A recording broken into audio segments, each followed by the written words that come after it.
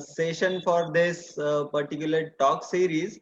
And today we have our special guest from Gurgaon, Mr. Amit Prabhu.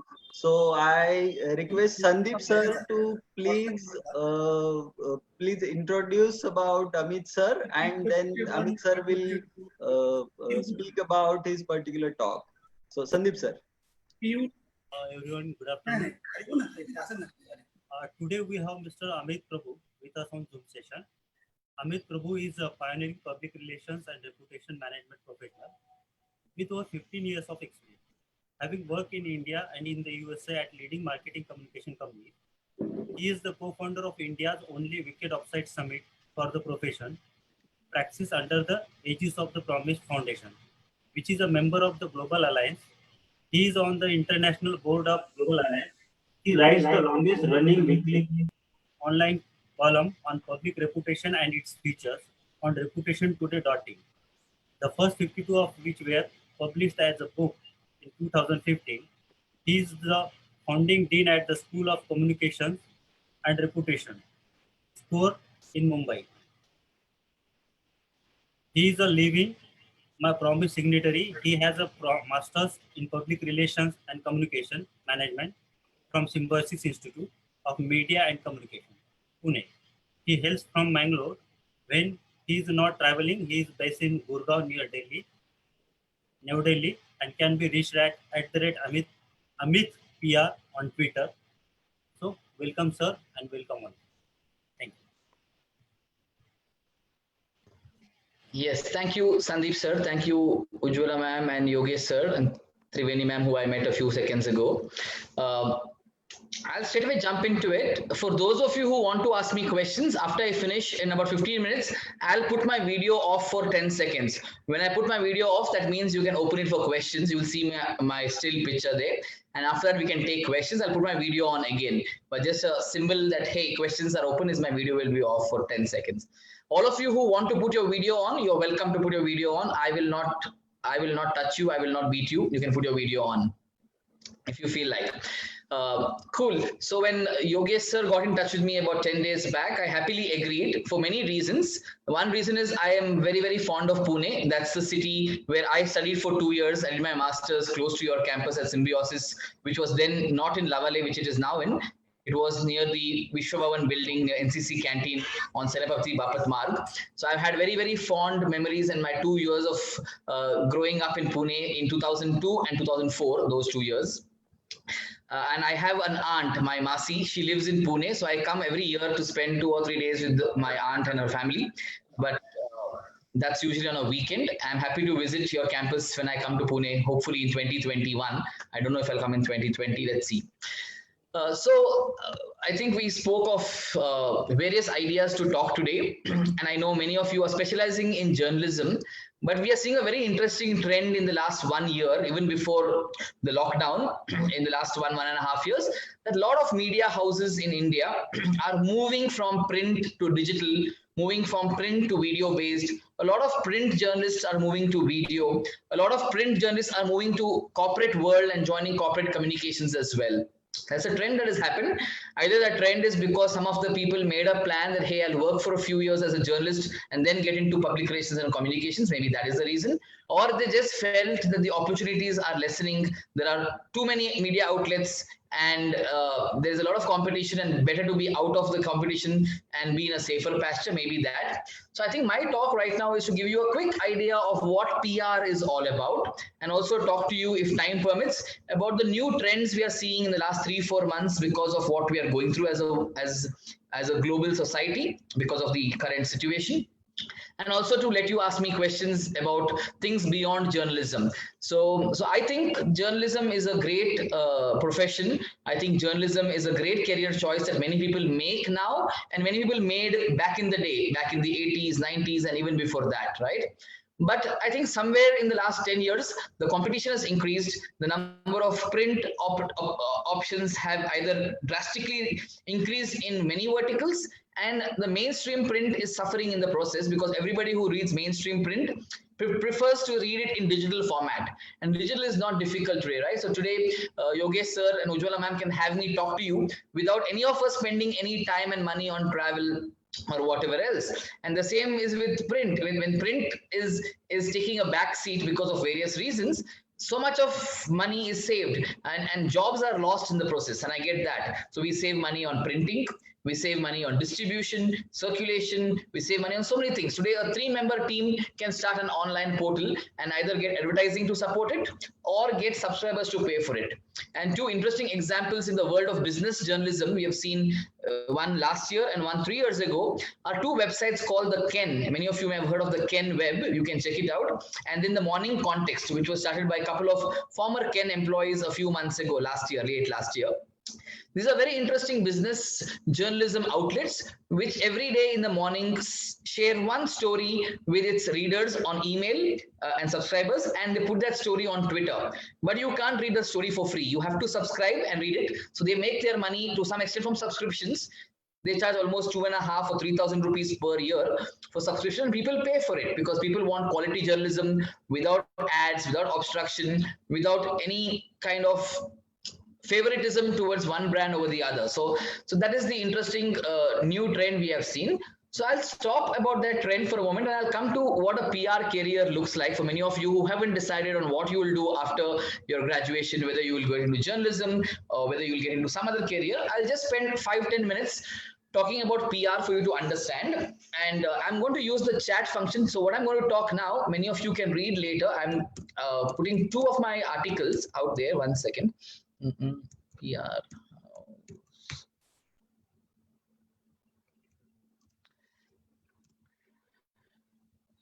So the first one I'm going to talk about, you can read the text of this talk later on this link which I've shared there. It's called PR House RT. So as my introduction was shared by Sir just now, you heard them saying that I run a school of reputation and communications in Mumbai. So about 5 years back, when I came back from my last, 6 years back, when I came back from my last employed job, I was an employee of a company in the US. I came back because I felt India needed so much more to be done in the corporate communications and PR space. So I said, I'll take a break from working as an employee. I'll take a salary cut. I'll take whatever else. I'll manage with funding and sponsors in some way to create a new enterprise, a new ecosystem to support PR professionals. Now, for many of you who do not know, I mean, journalists on this call will be familiar with PR professionals, but a lot of students may not know beyond what a PR professional does. I'm assuming that, maybe I'm wrong. So what does a PR professional do? But before I come to that, I'll tell you what PR is in a moment. So exactly how there is journalism, which actually reports, covers, investigates, collects information and makes that into news, which means brings out something new out of the information available to make readers, viewers, consumers, subscribers to learn something new from that information. About 60, 70 years back, during the World War II, at the end of World War II, a bunch of very smart journalists from America who were sent by the American army and American government to cover the World War and to help the army by making radio broadcasts happen, to create some smaller newsletters, to send information back to America from the battlefields in Europe. These gentlemen, they were men mostly, there were no women that time in this field. They came back and they were unemployed because they quit their journalism job in the 40s to go to this war field. They came back and said, we have no job and nobody will take us back because somebody else has taken our job. So in different cities in America, 2 or 3 of these such men emerged. 2 very famous men were a gentleman called Dan Edelman. You may have heard of a PR firm called Edelman Public Relations. He is the founder of that firm. Another gentleman was called Harold Burson. He passed away about 5 months ago in January, Harold Burson. They both lived to be in their 90s. Harold Burson died in January at 97 or 98. And Dan Edelman died about 5 years back at the age of 92, 93. They both created 2 PR firms in the 50s that became the world's biggest PR firms. What did they do? They were former journalists. They said, we'll help companies tell better stories. We'll help companies write their narratives, write articles about companies to give it to media outlets and newspapers who that time didn't have business journalists. So typically journalism was more about covering politics, covering society events, covering sports maybe, and covering city issues. There were no business journalists at that time. So a lot of companies do not know how to tell a political journalist a business story. So these men got an idea and said, we'll create a company that tells business stories to media houses. Imagine the idea and business plan at that time. Today we think, oh, PR people exist just like that. No, it was former journalists who created a PR company in the 50s to help tell stories of business houses to larger audiences. And why did they do that? They did that because they felt if you put an ad, it costs money, and an ad is not always believable because an ad is put by the company and they'll say the best things about a product or brand. They felt the best is to give a story to an editor or a journalist or a media house, and they can add their layer of scrutiny to it and then publish that story. So there was an extra layer of scrutiny. So people who read it said, okay, I trust in this newspaper, I trust in this magazine. The editor is somebody who I believe will not be doing things to favor a brand, so I will trust. So if an editor or a journalist said something about a brand or product that was bad or adverse, people would not buy that brand. If journalists said positive things about a brand, they would buy that brand, right? That's how the PR careers began in the 50s. And when Narasimha Rao's government in 1991 in India opened up the economy, a lot of these American and European brands came to India. And with them, they also said, we will bring our advertising and PR partners to India. That's how various PR firms from the US and Europe began to come to India along with the brands to help tell these stories. Because even in India, business journalism didn't exist in a big way before the 90s. All journalism in India was largely society and politics, very limited business journalism, right? Because India was not a business-oriented country till 91, 92. Things changed, and today business journalism is a big thing. There are a lot of business journalists today, a lot of business news outlets. We have business newspapers, we have business magazines, we have business digital outlets and things like that. So I'm giving you this background so you know the relationship between journalism and PR. And in the 90s, a few people who were either former journalists or former publishing people, they said, we'll start creating PR companies in India and maybe partner with American companies to help Indian brands tell their story to a larger audience of stakeholders, which includes employees and potential employees. So why do people put stories in the newspaper? They want their employees at home to read, or the families of employees to read and say, wow, my uncle, my dad, my mother works in a great company, and that they feel good. Or they want people to read and say, wow, I want to work in this company 5 years from now. I want to work in Infosys. I want to work in Wipro. I want to work in TCS because they are doing so well. Or they want customers to read and say, hey, I want to be continuing working with this company because they do such a great job and the newspaper says so. Or I don't work with this company as I'm not a client of this company or not a customer. I want to be a customer of this company. So that's how the newspapers and magazines influence people's thinking by creating narratives and articles in favor of an organization or company. So that's where PR helps in some way. So to give you an idea, I'll send you that link.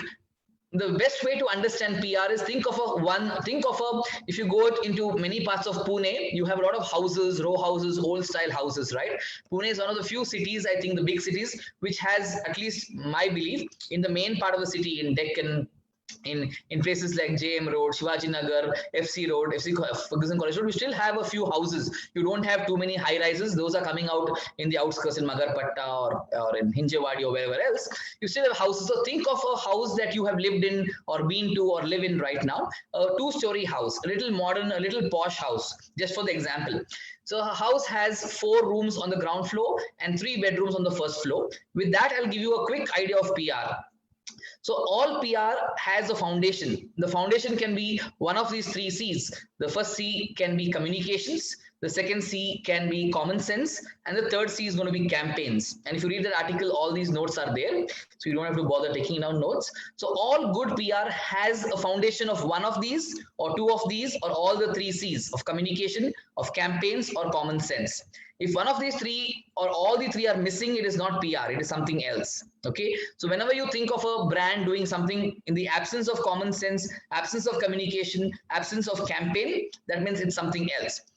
Next, that's the foundation of the house. Let's enter the house from the main door. There are 4 rooms in the house, right? And many modern houses have 2 doors, a main door to the living room and a back door to the kitchen. And you have seen that. So let's start from the kitchen just for the sake of this example, what happens in the kitchen? In the kitchen, we bring raw material from supermarkets, grocery stores, or wherever else, rice, vegetables, meat, fish, other things, and somebody at home, either the father, the mother, or a help, maybe a maid servant, they chop, clean, cut those things, put them in a pan, fry them, cook them, boil them, and present them in a nice bowl on the dining table for people to eat, right? That's what happens. So what is this kitchen? This kitchen is nothing but content. So 50% of the time in our houses, we spend in the kitchen, right? In some form or the other, cooking, cleaning, going to the kitchen, getting food or whatever else. Yes, we sleep in the bedroom in the night. We'll come to that later on. But when we are awake, either living room or kitchen is where we spend our time. So think of the kitchen as content. So the 4 C's on the ground floor. Now forget the foundation of the 3 C's. There are 4 more new C's. On the ground floor, the 4 C's that we have is content in the kitchen. Okay, think of it that way. That content is served on the dining table where the father and mother and the children meet for at least 1 or 2 meals every day. Many of us don't meet for lunch because we are out. Either breakfast and dinner, or one of them or both of them, we meet at the dining table. What happens there? That's when the entire family connects with each other. They talk to each other. They share about their issues, concerns, happiness, joys, problems as a family together. And what happens then? Then connections happen and the bonding happens with family. So think of the second word as connect. So content and connect. Then there are 2 more rooms in modern houses, a living room and in some places a sit out or a study room, depending on how the house is built. So what happens in the living room? Sometimes when guests come to the living room, we talk to the guests either of happiness or sorrow, right? Depending on that. And there's a study room as well. So think of the living room, for whatever it's worth, as the room where people gather for counsel, for advice. And the study room as a room where the family gathers sometimes one-on-one, maybe the father and the son or the mother and the daughter, when there's a crisis, either the child has not done well in her studies or there's some other problem that they need to solve. It's a crisis. So think of the ground floor of the house as 4 C's: content, connect, counsel, and crisis. I just give you this order. The order can differ. There's no need of this order, but 50% of PR work is content creation. 25% of the PR work is connecting with stakeholders with this content. The 15% of the work is crisis preparedness and crisis management, and about 10% is counsel, advising your bosses, your clients on behavior, on reputation, on understanding how one should present himself or herself to the public world. So that is PR. So if you feel that you can do one of these 2 things very well and you can learn the others, then PR is a career choice in the future.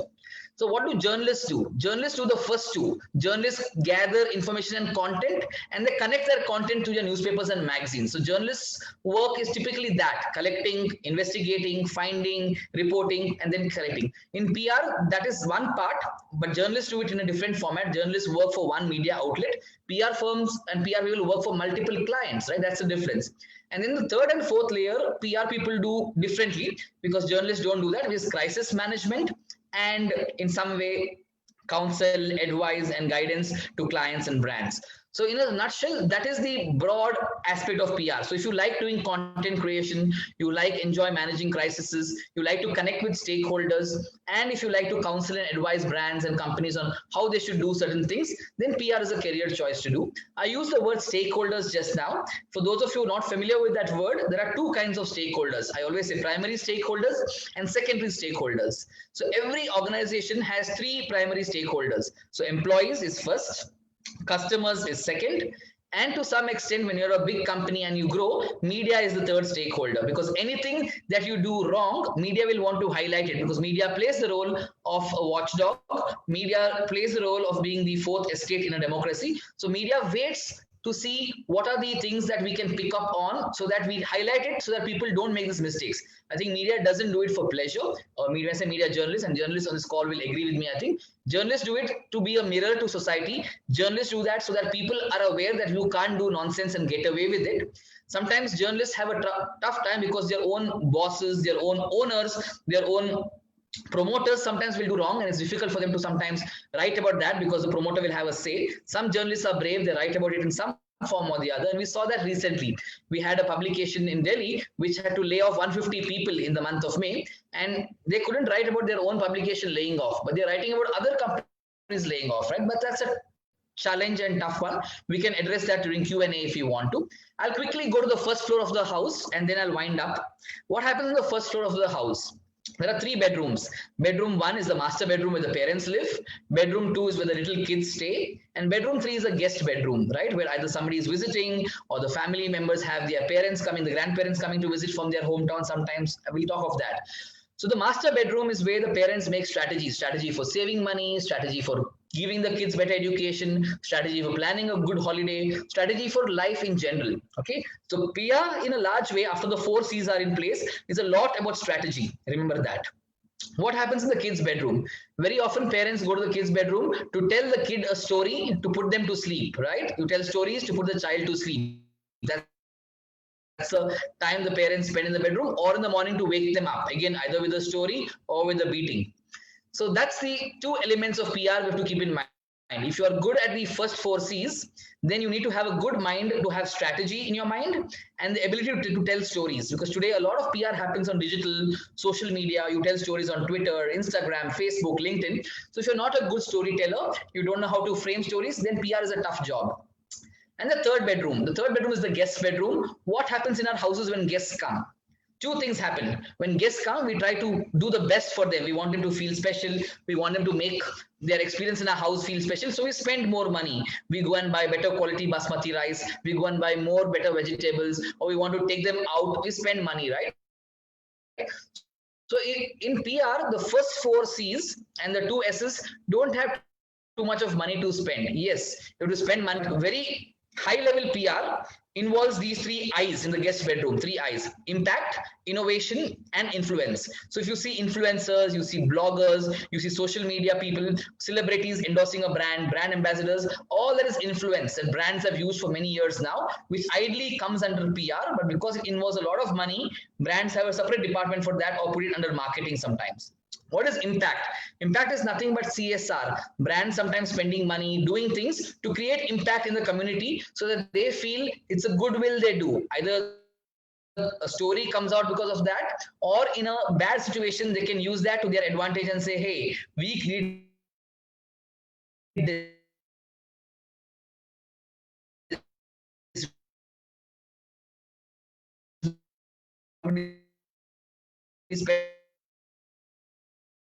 Xiaomi, the phone brand Xiaomi. Look at what Xiaomi did today at 12 noon. They launched 4 interesting laptops and they did the entire press conference on YouTube. They did not have any press conference in a hotel. They didn't call, they invited anybody to see the press conference. Imagine the power of the brand. But 46,000 people from 12 to 12:30 watched Manu Jain on YouTube and Twitter sharing those 4 new laptops. Imagine the magic.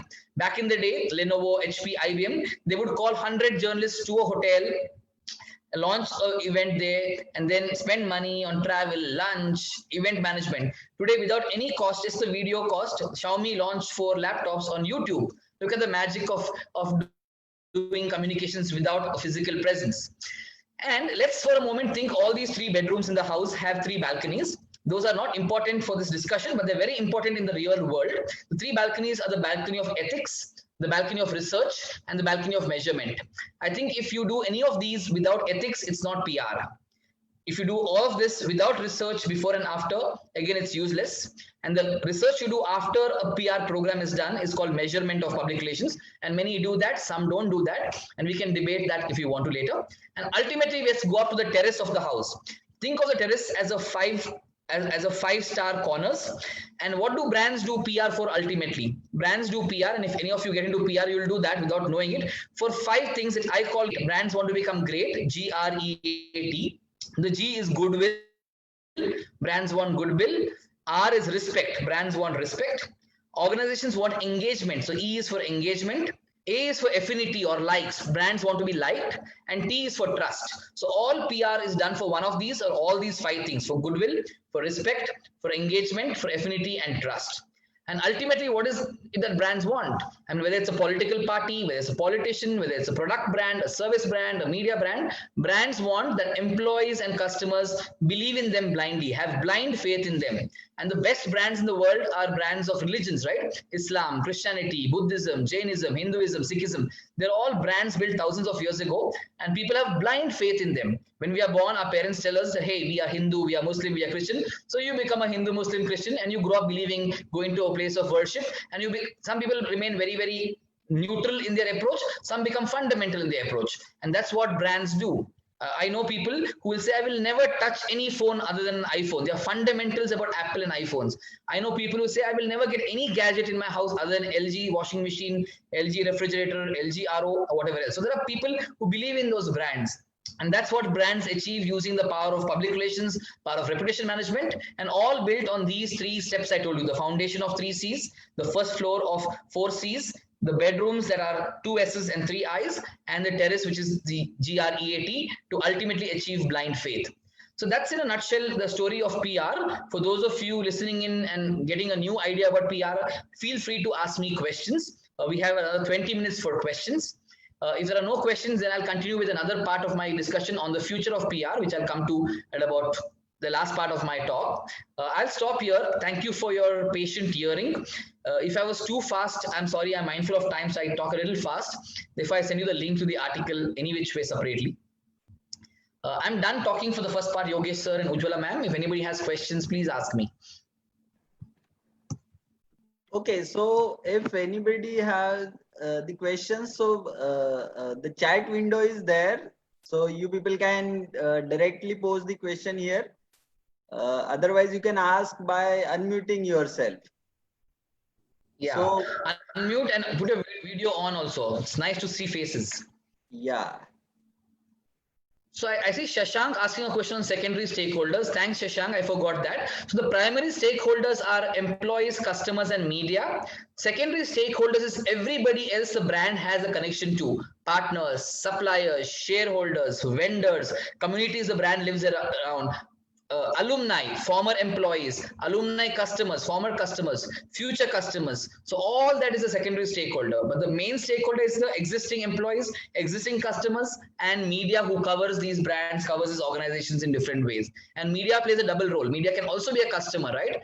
A journalist will also use a Samsung phone, and he may also write articles on Samsung. So he'll be a double stakeholder for a brand sometimes. How much is it convenient for journalists to come in PR field?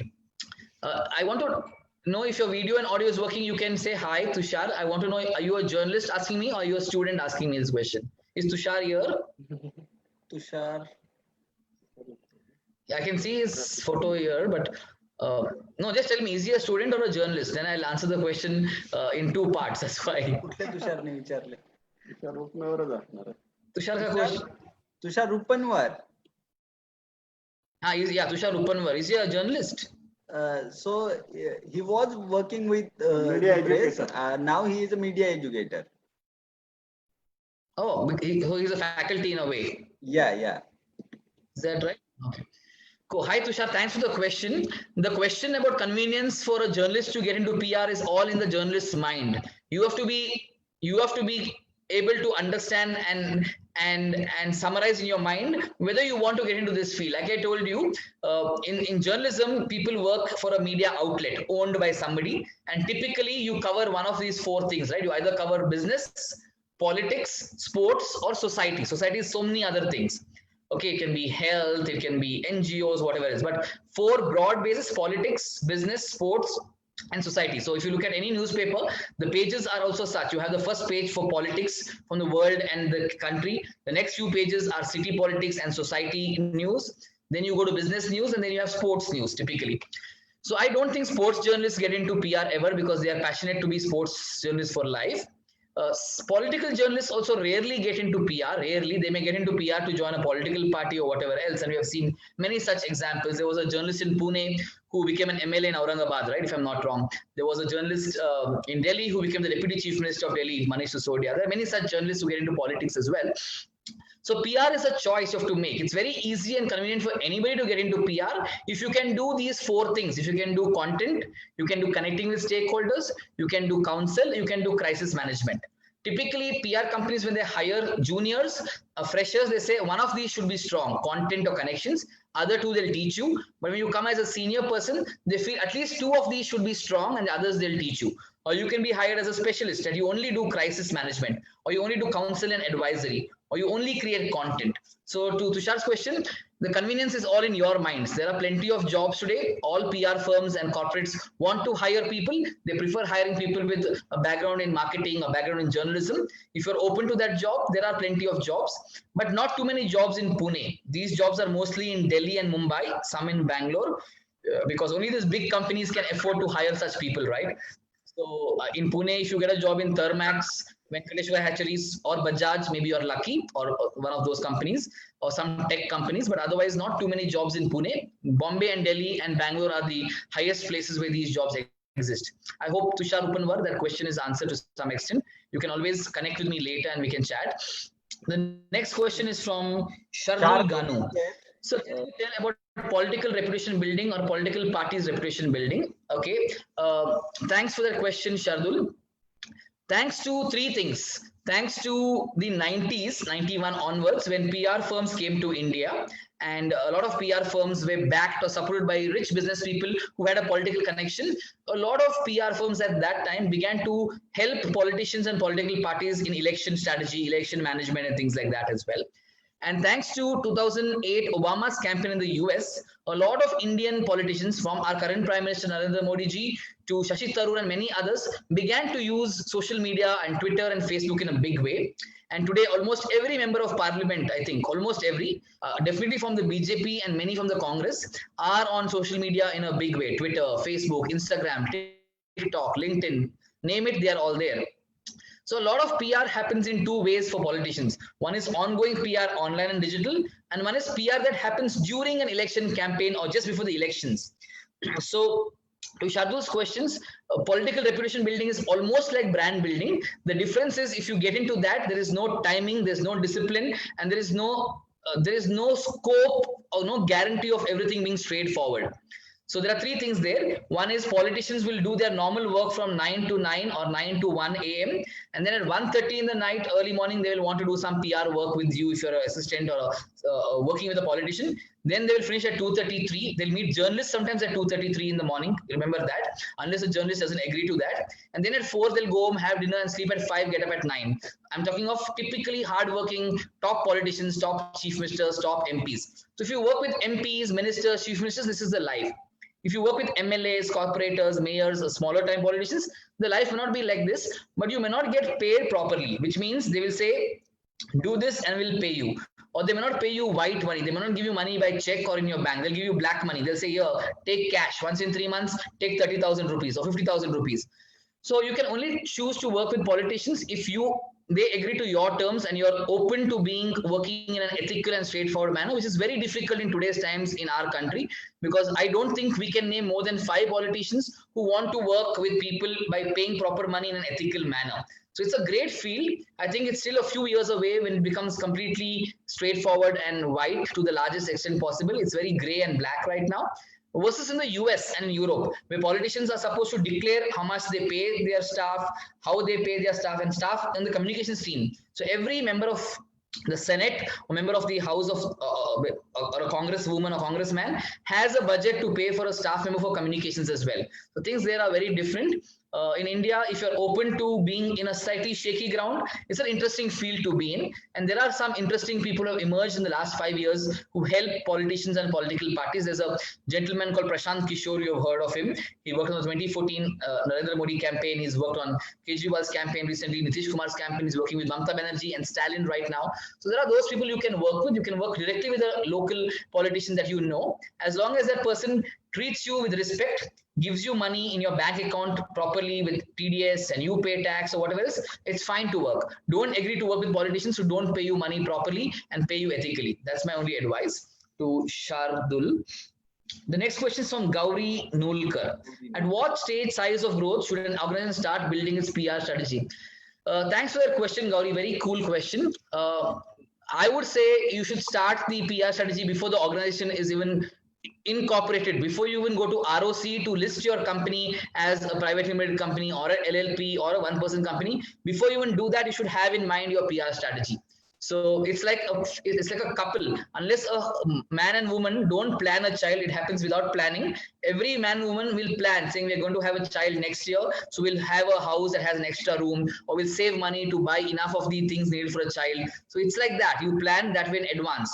If you say, okay, I'll start my company and then plan PR, that's also fine, but not ideally advised. That's a bad idea. The good idea is to start strategy, because PR strategy doesn't need money. The PR strategy is in the head of the owner, the promoter. Look at Mahindra group of companies, right? They have a big presence in Pune and around. They have auto plant near Pune. They have Tech Mahindra in Pune. Anand Mahindra drives the PR strategy for the firm. He has a brand custodian called Rusbe Irani. He has a Qualcomm head called Varsha Chainani. They are all there. But he drives the PR strategy. He creates the action on Twitter that the company will then follow up on. So PR strategy is in the hands of the leader, the promoter. I don't know much about your university because I haven't studied there. Look at Symbiosis. Symbiosis is completely built on S.B. Majumdar and his daughter Vidya Yeravdekar's PR strategies. I don't think they had a PR firm in the 80s and 90s. All on PR. They got journalists, they got storytelling. I mean, his favorite story that when I was in Ferguson College, one boy came to my house or whatever else, and I saw that happening and I decided to create an English speaking course and whatever else. And that's the story PR is built on. I hope that helps you with your answer, with my answer, Gauri Nulkar. I can come back to some answers if they're incomplete later on. Sandeep Nardale has a question. Can you tell us about political reputation building? That question's already come. Are you copying Shardul's question and repeating it? Okay, so you put Shardul's student's question. So I've already answered that question. Sorry. Tushar says thank you. Cool. I'm putting another article there for you to read later. It's called Bitly PR Reinvent. If we have time at the end, if there are no questions, I will talk about that as well in a few moments. I'm also going to put the best way to connect with me. The best way to connect with me is on Twitter. I'm AMITH. Okay, H for Hindustan on Twitter. So don't type my name without H, because a lot of in Maharashtra and Delhi, people type AMIT and stop. I'm from South India, so we have AMITH. PR, my Twitter DM is open. Just DM me saying want to talk to you. I will immediately call you if you put your mobile number there, and we can always chat. Or if you're shy to talk, I'll send you my email address and you can email me your questions. So I'm always reachable for anybody who has questions on PR and careers in communications. These are my happy topics to talk anytime. Do we have any other questions? No, there is no question. Somebody says, Ujjwal, can you repeat some part in Hindi? If I repeat, oh, I'm sorry. I realize these questions are coming privately to me. I didn't realize that. Ujjwala ma'am says, can you repeat some in Hindi? Repeat entirely, but some part of it in Hindi, if you can say, I think it will be, you will be able to reach a wider audience. I know, but you will all laugh at my Hindi. I'm afraid. I talk Hindi very badly because again, I told you, I only talk Hindi to the auto rickshaw guys in Gurgaon. So my Hindi is terrible. मैं हिंदी पढ़ सकता हूँ, मैं हिंदी लिख सकता हूँ, लेकिन बोलने की इतनी आदत नहीं है. बस इतना मेरी हिंदी है. Then there is one question by Shail Shukla in the comment chat box. Yeah. Yes. If any approaches PR firms, on what basis they accept? Okay. Good question. So the question is, what does a PR firm or a Qualcomm person look for when hiring young people and hiring even older people? They look for many things, but I'll talk of the 4 things they look for. Again, I don't have a special love for the word letter C in English alphabet, but these are 4 C's to remember. So people look for curiosity, people look for creativity, people look for communicativeness, and people look for your commitment. Okay, these are 4 things. So a lot of interviewers, I will ask you questions to check these 4 C's, or they'll give you a test to check these 4 C's. So when you have a talk for the interview, they'll try and see, are you asking questions? Are you trying to find out more about the company? Are you answering questions about the company based on research you have done? That means you're a curious person, and curious people have a lot of scope in communication. Same goes for journalism. I mean, journalists are hired because they have to be curious. They have to ask questions and know more. So curiosity is the first attribute for good PR people, for good communicators any which way. The second is people will give you a test to see how creative you are in your writing. It doesn't mean faking. It doesn't mean making up stories. It just means, are you using meaningful and simple words? Are you using shorter sentences? Because the biggest challenge in creativity is to use short sentences. People can write long sentences. That's easy. but short is difficult. So that's the second challenge. And PR expects people to be able to write. If your writing skills are good, and that's where creativity is checked, not about your ideas. I mean, ideas anybody can share. It's about writing and executing those ideas later on, which matters the most. So the first C is curiosity. The second C is creativity. The third is communicativeness, which means, are you good at communicating? Will you be able to share a huge paragraph of knowledge in 2 sentences? Are you able to do that well? That's communicativeness. And commitment. Commitment means many things, but are you good at social media? Which means if you are not present actively on one social media network, don't apply for a PR job. You may get a job, you may be lucky, but every HR manager is checking LinkedIn and Twitter 100% for a candidate. They may not tell you, they may still hire you, but usually if they don't find your LinkedIn to be robust, and that's where English is important for metro city jobs, Bombay, Delhi, Bangalore. If you're in regional towns like Pune, Chennai, maybe you can manage with Marathi and Tamil or whatever else.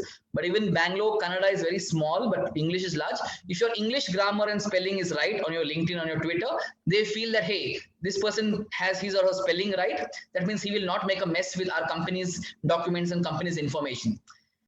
So these are 4 C's that are important attributes, Shail Shukla, to your question. That's the basis on which they usually do. Yes, there are other things also. You have to have good marks. You have to have certificates from proper institutes for your undergraduation as well. Nobody bothers about your post-graduation marks beyond a point, but you have to pass. But people ask you for your undergrad, because people understand in post-graduation, you get exposure, your expertise improves, but undergrad is important. Those are additional things, but these 4 C's are important. And it's not difficult. Anybody can become curious by wanting to know more. Anybody can be creative by practice, by writing more, writing blogs, writing articles. Commitment, you have to have that in you and show it to them in some form or the other, which means one of the ways to see commitment is this boy or girl already reading books on communications, books on marketing, books on PR, and writing reviews of those books, mentioning that I read this book on Twitter or LinkedIn or whatever else. Facebook and Instagram is no use. That's just time pass and waste of time. You can do that for friends and family. For professional growth, Twitter or LinkedIn is important. I'll jump to the next question now from Ujjwala ma'am. This was an FB Kaustubh Gugri. To build reputation through media, most relied on TOI, ET and a few others, but post-COVID, would the print media lose out? So I don't know if there are TOI and ET journalists here on the call. If they are there, I don't have any disrespect for them, but TOI and ET are just big daddies. They are Goliaths, right? They have the money power, they have the muscle power. So they have a huge amount of subscribers. That's why people rely on them. Otherwise, they're not, I mean, they don't have anything different from other journalists and other media houses. Yes, so business leaders in the past said, oh, mera article isme chapna hai. My article has to come in this page of ET or TOI, and that doesn't happen that way. People depend on that. Yes, I mentioned in the beginning, today we have business outlets, news outlets like Ken, like Morning Context.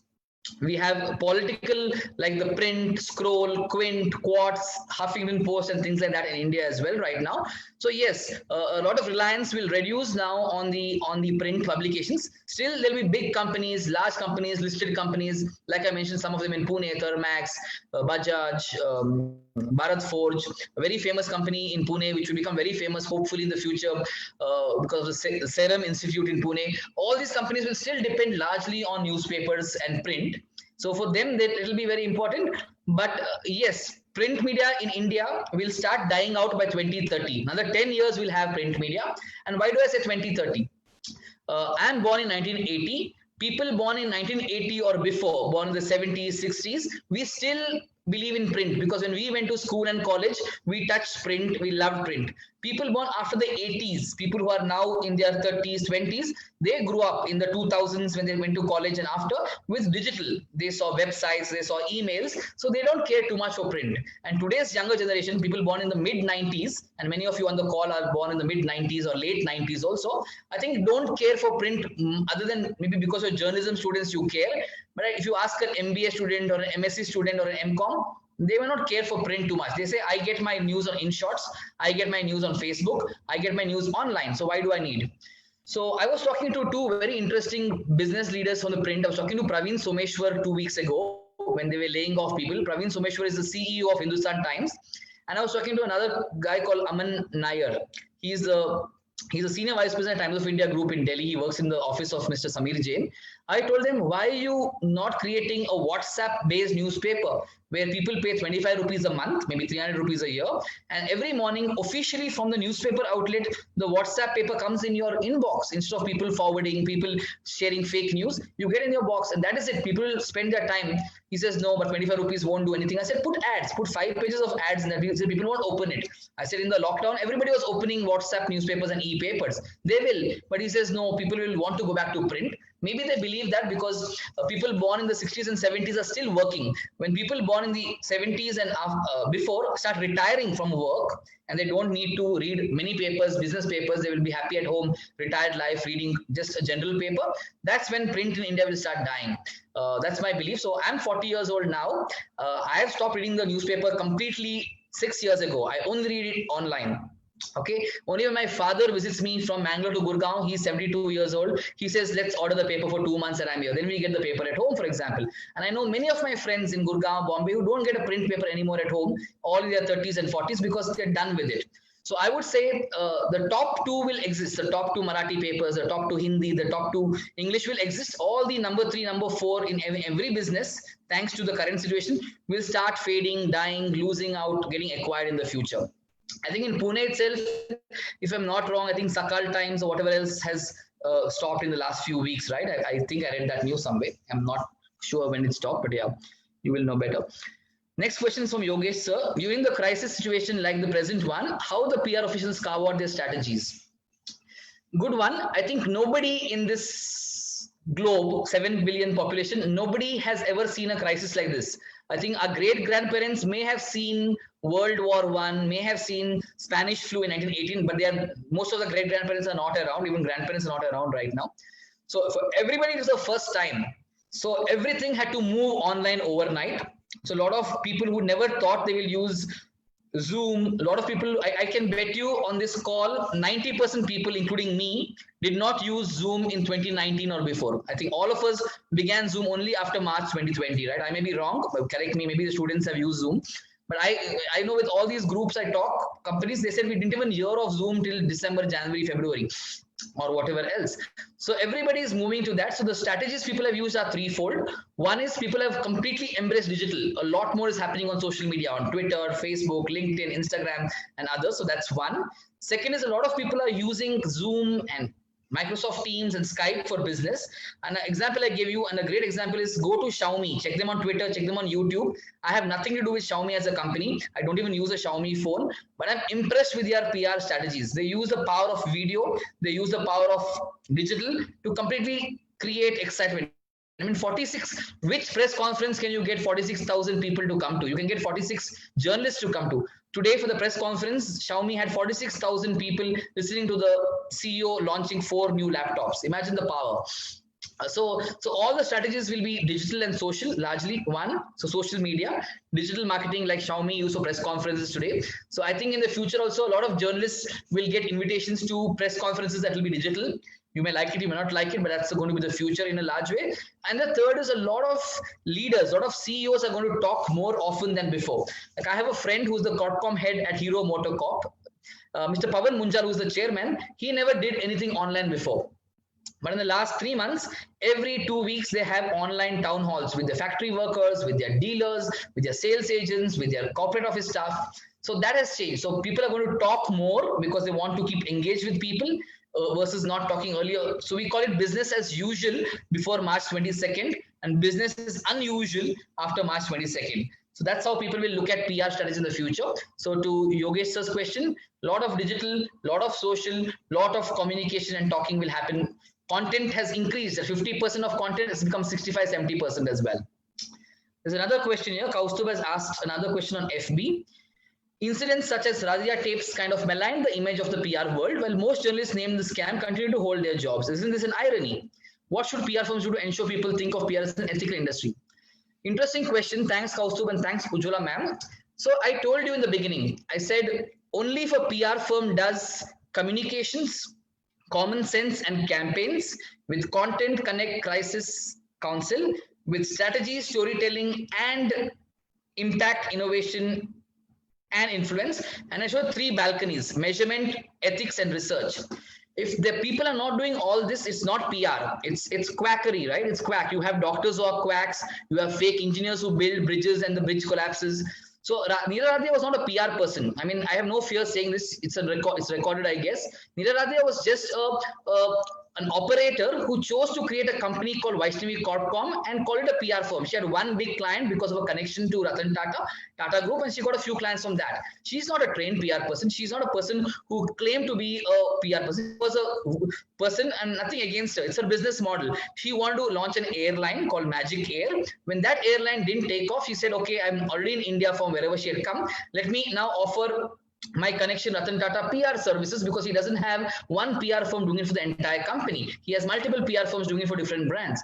And that's how she began. So let's not call her a PR firm or PR ethics. It's like calling, there was a guy a few years back, Housing.com. I forgot his name, the founder of Housing.com. I forget his name. His surname was Yadav, I think. If you Google Housing founder, you will see his name. He's not a startup founder. He created a housing. He made a lot of drama and noise and went away. But you can't ask people, hey, isn't startups having a problem with sanity? Aren't all startup guys a little bit not in their senses after seeing this guy? No, there'll be one off everywhere. I mean, so many doctors do great surgeries and succeed. There'll be one doctor who's not a great doctor. He will fail after one surgery. He will never do a surgery because the patient died and the family said this is a useless doctor. He can't be practicing in the future. So my advice to younger people on this call and older people, don't compare Neera Radia to PR. She was not PR. She had one client. She did whatever she had to do. And she did it because that was her business model. I mean, hats off to her. She managed for 10 years. But somebody caught her, not even 10 years, I think 2003 to 11. That's 8 years. And overnight, she had to close her shop. October 31st, 2011, she closed down. There's no other PR company in India that is closed down because of ethical issues, because they're all built on solid foundations. That's my answer to Kaustubh. Asked by Ajinkya and Marathi. Many government organizations hire PROs. How are they employed? Are there any exams for that? Good question. I can always come back to Kaustubh's question on Radia if I have not completed it later. What should PR firms do to ensure people think of PR? I'll just finish that last part. What should PR firms do to ensure people think of PR as ethical? Nothing. If you, Kaustubh, you should meet Prema Sagar of Genesis. You should meet Amit Mishra of MSL. You should meet Rakesh Tukral of Edelman. They are three of the biggest global firms in India. There's Adfactors also, which is an Indian firm. Meet the founders. Then you'll know what is ethics and what is not. And you'll get an idea of that in the future. How do governments hire PR? So there are four things here. There's a political party that hires. There's a politician that hires. There is a ministry that hires. And ministry can be any ministry, and then there can be a different kind of hiring, which I'll come to in a moment, which is a quasi hire. I'll tell you how it works. So the politician, let's say Mr. Sharad Pawar, or let's say Mr. Devendra Fadnavis, they can hire a PR person for their personal PR. They can do that, and how they do it is they just, through word of mouth, they have a contact. They'll either have a journalist friend or somebody. They'll say, give me names of 2 PR people or 2 social media who can do it. Typically, today, if you go to Google search, they'll find out names and they'll do their research. They'll contact that person through somebody and say, hey, somebody, they will not call directly. Somebody will contact and say, Mr. Fadnavis or Mr. Sharad Pawar wants to meet you. When the meeting happens and they say, can you do these things for me? What is the cost? And that is one way of hiring. We'll come to the cost later. A political party, usually a general secretary of the party, will say, we open a bid to 3 PR firms to bid for our work, and they already know whom they want, but they'll do a bid for the formality's sake, and they'll give it to the person that they want to give it to. So that is one way they'll reach out to them. Then a ministry of the government, state government or central government, they do the same method. They'll open a bid, PR firms pitch based on a tender notice that they send, and they get the business. The fourth is a tricky one. Sometimes what they do is, and this is the corruption that exists in politics and in India, and I won't take names, I don't want to take names, but let's say XYZ chief minister of ABC state, he wants some PR work done for himself or for his ministry, and he doesn't want to publicize that because he doesn't want people to say, oh, why do people don't want to publicize? They don't want the credit to go to somebody else. They don't want to say, I'm great because of the PR firm's work, right? They want to say, I'm great because I'm great. So what they do is they'll have a business company. So let's say a company called RSV Private Limited, random, RSVW Private Limited. They'll tell RSV Private Limited, you're anyway working with a PR firm, you pay them 1 lakh a month. Instead of that, pay them 2 lakh a month, and extra 1 lakh, let them do my work. No business leader will say no to chief ministers or ministers, right? They'll say, yes, we'll do it. They want to do that, so they'll do it. So that's the other way. So sometimes you may work in a PR firm and you may be working for actually a government because the money is being paid by a person, and that can be called corruption, that can be called bribery, whatever you want to call it. It's possible. Many people do that in different forms. You can call it legal, illegal, ethical, unethical, but nobody can stop that. So again, it's different from Neeraj question. Here I'm doing genuine work for a politician. I'm not doing unethical work, but somebody else is paying for that. You can choose not to do that. Like I've got offers like that in the past. I wanted to be ethical. I said, no, I will not do such a thing unless I know who the person is, how it is being done, and whatever. Then it's a different matter. But so it's a choice you have to make, but that is how it happens typically to the question that came from Ajinkya. Okay, next question is from Shardul again. Will AI machine learning play a major role in PR? Yes and no, both. Content in the future, I think AI will be trained, machine learning will be trained to create content. So you will put 50 keywords and AI will give you 5 options of press releases in the future. Then you as a human being will have to still choose that press release, one. You can write anything you want to and put there. AI will give you completely spell check, grammar check, or whatever. Or translations. In the future, you just put an English document into a inbox. It will come out in Hindi, Marathi, Tamil, Telugu, Assamese, or whatever else. So AI will help in those ways. AI will not help in advising somebody what to say and what to do beyond a point. It can do that in the future also. I'm not saying no, but not in the immediate future. And I don't think clients and journalists will want to deal with AI at least for the next 5 years. But 5 years from now, we don't know. You will have no option. Maybe journalists will say, I want to talk to the PR man in Deepak Fertilizers. Deepak Fertilizers will say, sorry, there's no PR man. We have a robot. Talk to the robot, and the robot will give you answers within 24 hours. That could happen in the future. We don't know, but possible, Shardul. Next question is from Tushar Upanwar again. There's a huge gap in academics to get teachers for PR subject. Lack of experts and trainers, students facing the problems because the teacher who teaches the PR hardly has any practical experience in the field. Yeah, I agree with Tushar. That's why I don't think PR programs can survive beyond Delhi, Bombay, and Bangalore. Because if you want people in the field to come and teach, they have to be in Delhi, Bombay, Bangalore. Because programs in Pune, programs in Bhubaneswar, programs in Manipal can't attract PR talent who are practically working unless somebody quits, work 15 years, quits and then does it. It's very difficult because the corporates pay 3 times, 4 times the salary. When you quit and get into this, it will be 1/3 or 1/4 the salary, right? It's very difficult. So I agree with you. So now you have Zoom. You don't need to get people to come. Now use the power of Zoom and get anybody you want from Delhi, Bombay, Bangalore to do Zoom lectures. How does it matter? The students can't shake hands. The students can't exchange a business card. That's okay. Other than that, you can do everything on Zoom in the future. But yes, before Zoom, it was a problem. I remember when I was in Pune in 2002 and 3, we had Thursday off. Okay, we had classes Friday to Wednesday. And do you know why we had Thursday off for Masscom and PR? 2 reasons. In Pune, Thursday was a load shedding day, so all classes would run without electricity, so it was off for us. But the bigger reason was Symbiosis would spend money to drive down from Bombay. Marketing communications, PR leaders, I don't know who paid for the car journey. I think Symbiosis paid. They would come. So every Saturday and Sunday, we would have 2 lectures in the morning, 2 in the evening. So 4 on Saturday, Sunday by 4 renowned people. So I got a chance in my first year to meet at least 20 people from Bombay, mostly, who came on weekends to do classes. I think Pune University can do that. You have to change the weekly off to weekday and get people on weekends to come if they can't do Zoom. But with Zoom, you can do that. And that problem can be easily solved in the future, Tusharji. That's one. And the next is payments. I don't think you can offer a PR. I don't know. I mean, Yogesh sir, correct me. What is the fees the students pay for a master's program, 1 year and 2 years? What is the fees that is paid?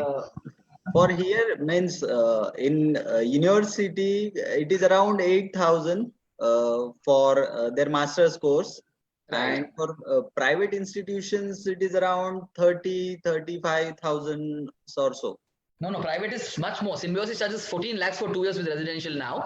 Anyway, that's not the point. My point is, university needs to have a fund to be able to spend money and get these people. They will not charge money. Like if I will come to Pune, I will do a free class for you. I'll do every 3 months. You want a free class? I will not charge you money.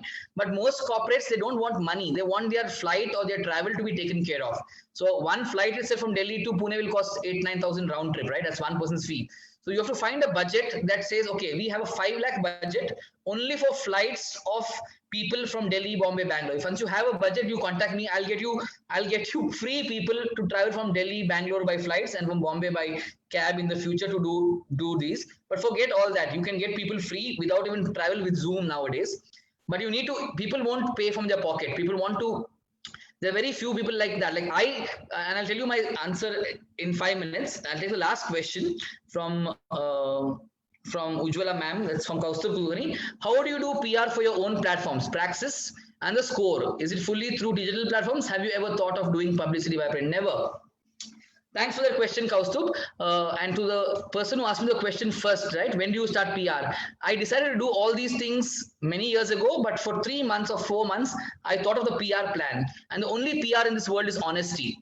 You have to go to people and tell them what you're doing, why you're doing. They have to believe that you're an honest person. If they don't believe you're honest, there's no PR left. The PR begins with that. So when I say, that's why the Niradia question, the balcony, the big balcony in the bedroom, the master bedroom is the ethics balcony.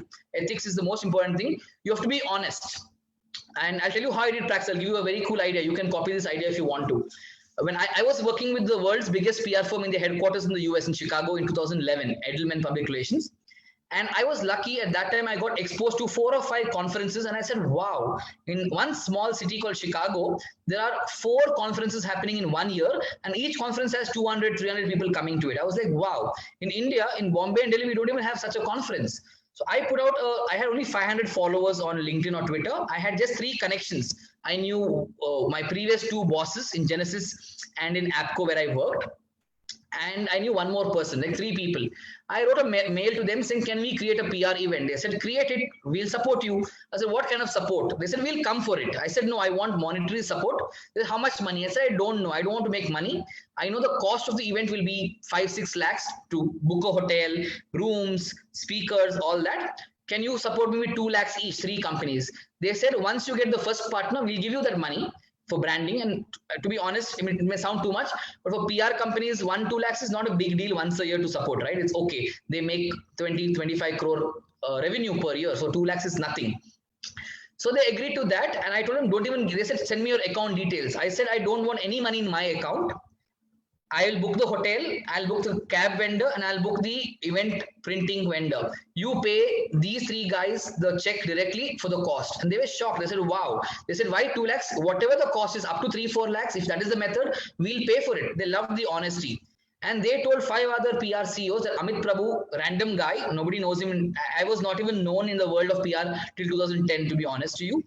They told 4-5 guys, and I got calls from other PR firms saying, hey, we believe you're doing this company. We want to give you 1 lakh, 2 lakh. Tell us which account to send it to, and we'll do it. That's how it began. So when people know you're not doing it to make money, or you're not doing it with an interest to or intent to be a fly-by-night operator, people believe. That is the power of PR. I mean, you can take a lot of examples. We don't have time. I have to wind up in 5 minutes for your sake. I can go until 3:15 if you want me to, but if you have other classes, I'll stop in 3 minutes. Yogesh sir, tell me what I should do. Go till 3:15 or stop in 3 minutes? Sir, so please go on. Okay. Okay. I hope you have no other class immediately, right? Yes, sir. Yeah. So to Kaustubh's question, it's the only currency we have. The only currency we have is 2 things in life. Currency of professionalism, which means being on time. Like today's class, I know it's 2 o'clock. I said I will come at 1:52 or 1:50, not come at 2 o'clock and then see my technicals are not working. Okay, so professionalism is the only currency and honesty. So everything we do, whether we become a journalist, whether we become a PR person, whether we become a professor, these are 2 things that we can take to any profession, whether we're a doctor, engineer, even migrant laborers, right? Migrant workers building construction houses. All they need is 2 things, professionalism and honesty, which means they report at 9 o'clock, they do the work till 6 o'clock, and they do it honestly. They don't do half and half. If you have to lay 100 bricks in one day, they do 100. They don't do 60 bricks and then say, okay, we'll do 40 tomorrow. So there are only 2 things as a currency that we can go with. Even uneducated people can be taught or can be asked to have, like we have a maid at home, right, who comes to do our jadu pocha. She's not educated, but she's professional and she's honest. Why? Because when she says she'll come at 8 o'clock, every morning at 8 o'clock, she rings the bell. Last 3 months, she hasn't come because we gave her chutti. And honest, if I keep 200 rupees on my table, she will not steal that money, right? I know that. I can be confident. So that's my thing. So in life, remember, if we do these 2 things, honesty and professionalism, Nothing is to be PR is that is PR. The power of PR comes from honesty and professionalism, and that's Neela Radia's story. She was not honest, she was not professional. That's why she shut her shop and she was not a PR firm. And again, I've never met her. I have nothing against her personally. I'm just saying this because this question comes up and that's my answer each time. So do you use digital? Yes, but to build on Kaustub's question, yes. After that first seed, then we said, how do we make people get to know these things? We use Facebook, LinkedIn, Twitter in a big way to make people know we exist. So even today, we get sponsors, we get speakers, we get attendees using these three. All my international speakers come from LinkedIn. I go to LinkedIn, I say, connect with them, I send them a note saying, hi, I'm connecting with you to invite you to be a speaker at Praxis. We can't pay for your flight, but we can pay for your hotel stay for 2 nights in India. But why should you come paying from your own? Hello, why should you come? Because you're a foreigner, you've never seen India. Come and experience India. And also for a business point of view, it's good. You'll meet a lot of people who can be potential business for you in the future. So they come. That's not the same reason for institutions, right? You can't say, hey, come to give a guest lecture. You can hire these students in the future. They'll say, no, I'll send my HR manager for interviews and that's over. So that's the difference between what I told you earlier on paying for people's travel to do guest lectures versus this one. So almost all our speakers who come from abroad, we don't pay a single rupee for their flight ticket. They pay their own flight because they want to see India.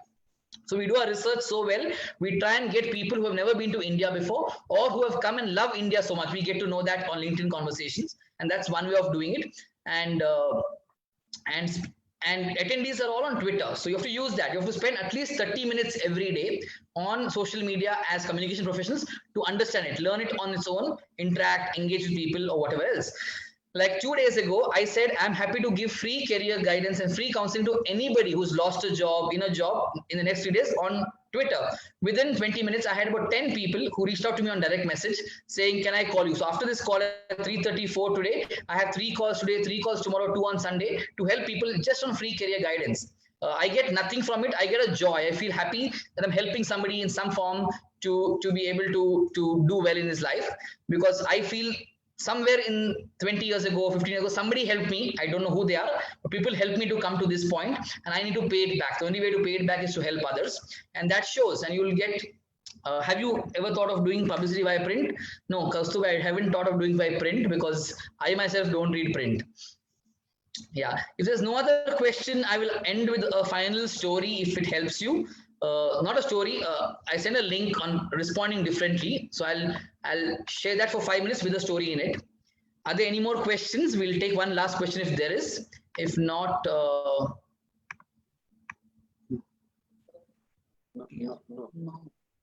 1 second. Yeah, if there's no more question right now, you can always send me a direct message on Twitter.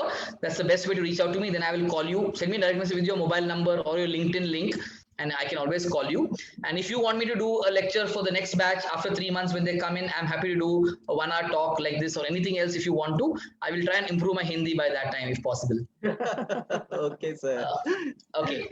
So last story is the second link I sent you, right, which says PR reinvent. And that's the main thing, but I thought I'll give the foundation of this whole talk first if it helps you. So how are people going to do things differently now, right? What's the future going to be like? And somebody asked me that question also. So there's 6 things, and I use these acronyms because it's easy to remember for me and easy to remember for you. So REINVENT quickly.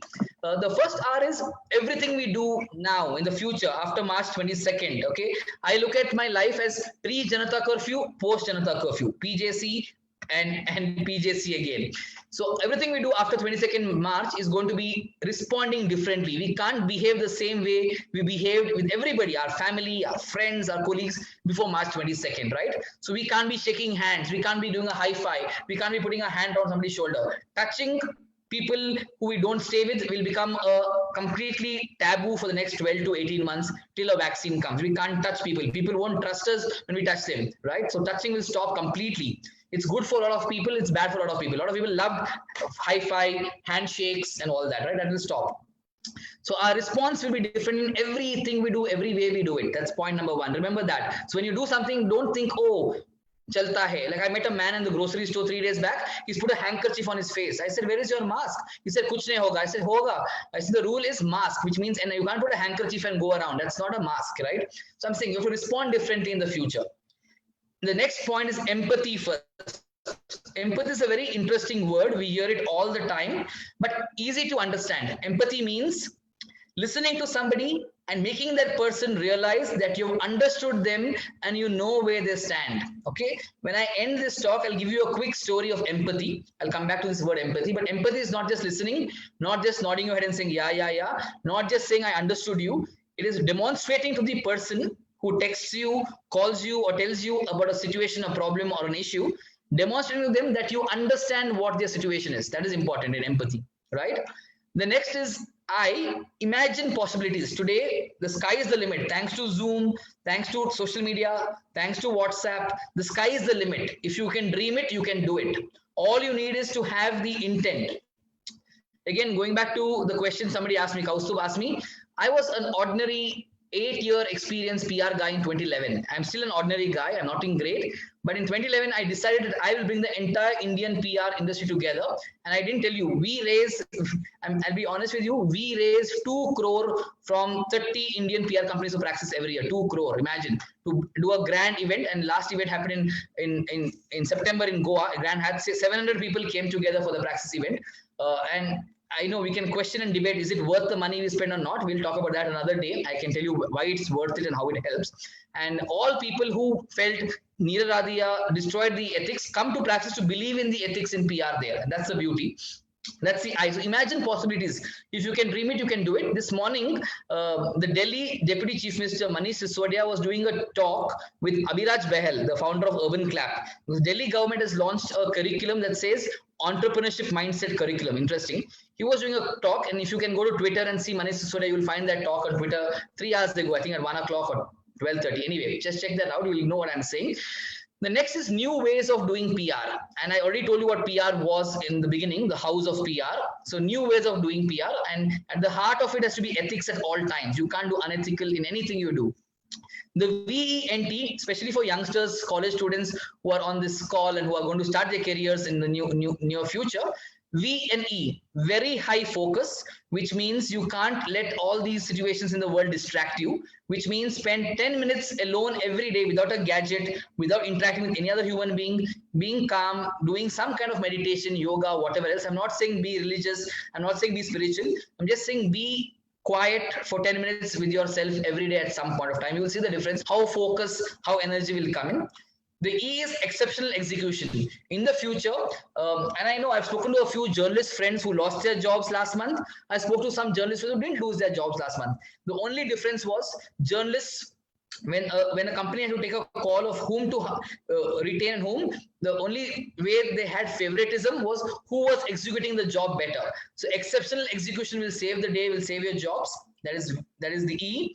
The N is now hold. All of us, I know in Pune, where things are very simple compared to Bombay and Delhi, but we all have aspirations, dreams, ambitions, desires. We all had them. A lot of us had family holiday plans. A lot of us had plans to buy an expensive gadget, to buy something that is luxurious, buy a new two-wheeler or a car. And all that plan is on hold. My advice to everybody is, start your life in your career when you get a job, and those who haven't, by saving money. Saving is going to be important. We don't know who will lose jobs. We don't know who will lose livelihoods. We don't know who will lose life. Like today, I was telling my colleagues, I said, we will not meet in the office for the next 3 months. We'll only meet on Zoom because I don't want anyone to feel their life is at risk, right? I was telling them that we don't know. I said, we'll just hold on to meeting for 3 more months. We can meet in September. We met in March 15th last. So we'll meet in September. We'll figure out life. So now hold on to all those aspirations, dreams. Just focus on getting your Twitter right, your LinkedIn right, your writing samples right, and do that.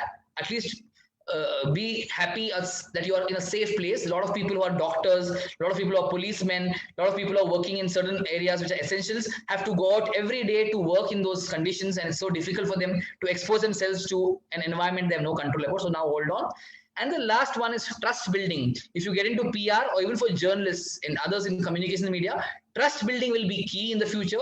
The trust is broken. Social contracts are broken.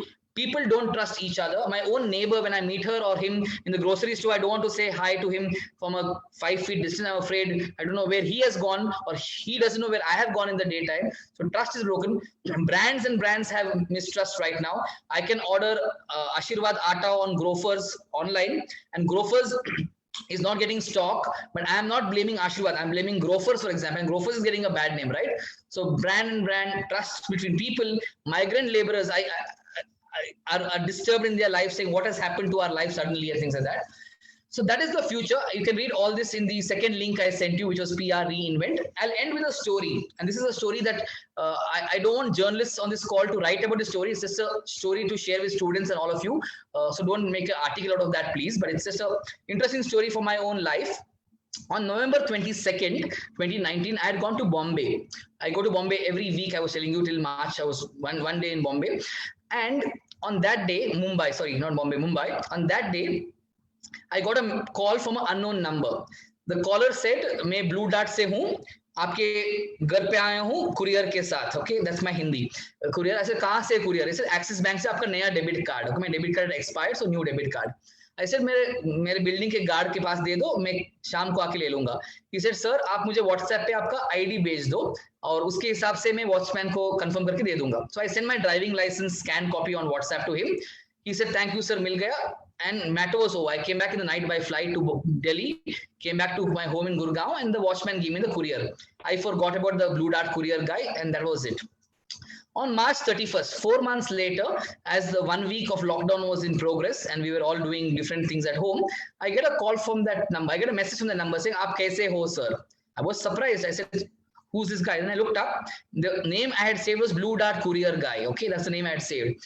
So I replied saying, "मैं ठीक हूँ, आप कैसे हो? And आपका नाम क्या है?" I didn't even know his name. He said some name. Fine.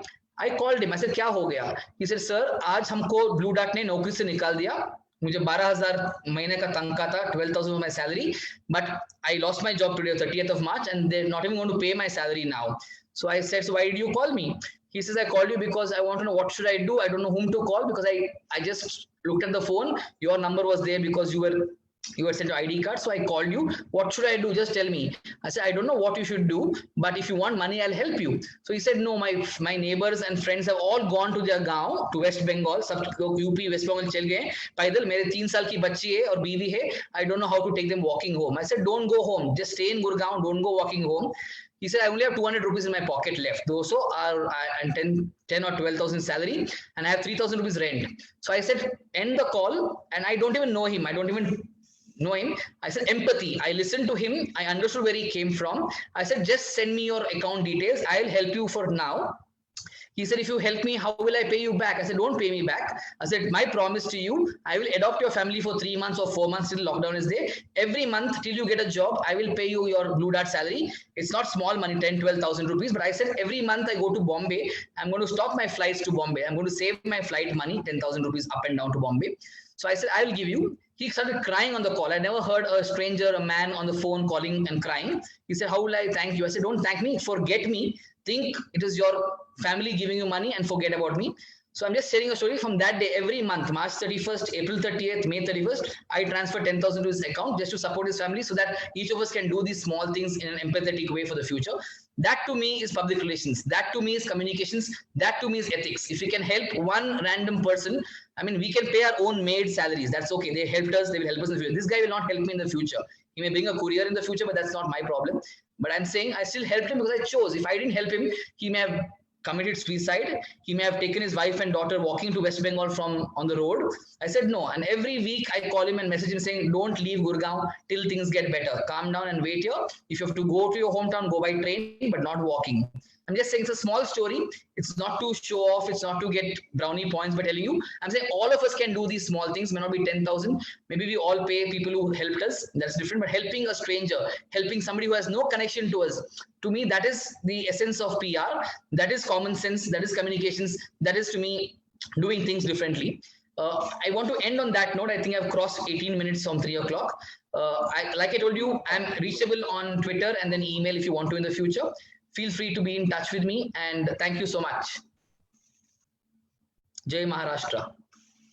Okay, sir. So it was really a wonderful lecture, sir. And we have very good number of questions as well. So may I ask Prasad sir to just to have a formal note of thanks there? Prasad Yes, sir. sir. Sir, We should actually before Prasad sir talks, all the students should put a video on. We should take a screenshot and students should tweet this saying we had a guest lecture. Don't put my name. Just say we had a lecture today. That's it. Put a tweeter. Start with that. Let your future employees, editors, PR people see you and let them say, wow, I want to hire Ajay. I want to hire Ravindra. I want to hire Ajinkya. I want to hire Ashwini. Let them do that. That's called branding. That's called marketing. It's free. Take a screenshot and put it on Twitter.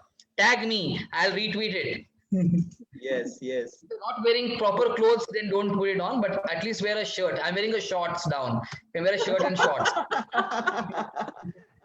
Okay. So may I request all of you to just start your video so we can take a photograph here? हाँ, ये तो किया।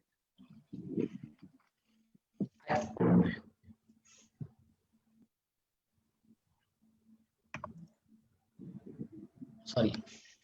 Yeah, so Sanyog, Shashank, Prachi, and Tanishka feeling shy, I think. That's okay. okay. So we'll do that quickly now. So yes, ready? Who's taking screenshot? Okay, Tanishka is there. Sanyog, Shell. So ready? I'm getting the screenshot now. Thank you. Yes. done. Thanks. Back to Prasad sir. Amit sir, thank you. Screenshot. It'll give you publicity. Okay. Go on, sir. Sorry. Thank you, Amit sir, for the amazing and very energetic lecture. So we really appreciate your presence here today. We hope that in the days to come, we'll have more interactions with you on both platforms, on the communication and journalism department's platform, as well as Pune Shramik Patrakar Sangh's platform. So we really appreciate. Before concluding, I would like to remind our students and all participants that we have lecture on 30th on translation and language services. Vidula Tokekar madam will address us on translations and related related subjects. So thank you very much, sir. Before concluding, if Ujjwala madam wants to say something, she may. Otherwise, we'll conclude the session. Thank you. Mute, unmute. Still getting hold of the technology. Though Yeah. I think at my age I'm doing quite well, but still, your energy is fantastic. And this energy comes with conviction, and the conviction comes with a lot of practice, and the conviction comes with working with your body and mind and heart, so that you are a good example of that for the students, I'm sure. Thank you so much, Amit. I'm really happy, and I'm grateful to Triveni also for connecting us, and we will take you up on your offer to address the coming students also. You can call me minimum 3 times a year on Zoom. I'm happy to do that, and I can do Pune in the future as well. More than 3 also is fine, but minimum 3 I can commit right now. Once every That's 4 great. months. That's good. Yeah. We will take you up on that. Bye everybody. God bless you all. Thank you very much, sir. 13 तारखेला translation and related language services खूप interesting avenues language services मध्ये आहेत. So will find it out from Vidula Tokekar. So Yogesh sir, bye bye until then. Yes, sir. Yes, ma'am. Okay.